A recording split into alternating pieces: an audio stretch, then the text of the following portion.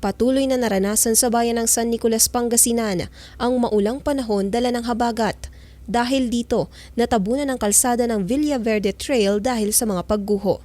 Nagulat lang kami dahil around 6 a.m. Passable pa siya, clear ang daan. Hindi naman na umulan tapos biglang 8:30 ganyan naka-receive tayo ng report. So yun yung isang tinitingnan natin kung bakit nagkaroon ng landslide. Wala namang nasugatan o namatay sa insidente. Ang kalsada ay nagkokonekta sa probinsya ng Pangasinan at Nueva Vizcaya. Actually daan lang to sa along the trail lang, wala namang bahay na natamaan or something.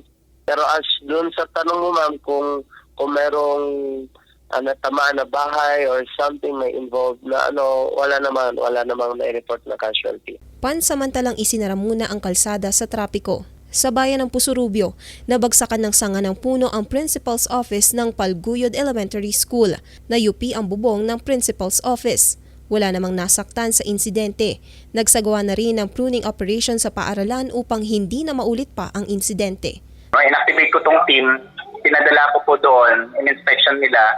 So kailangan nila yung chainsaw at saka yung boom truck. Kasi para na din ma-proning yung ibang sanga. Kasi mabigat na rin. Sa ulat ng Pag-asa, patuloy na makararanas ng malalakas na hangin sa Region 1. Itong si Bagyong Betty, however, paglabas niya, makakaranas pa rin po ng mga pagbugso ng hangin ang malaking bahagi ng ating bansa dahil pa rin ito sa habagat or southwest monsoon.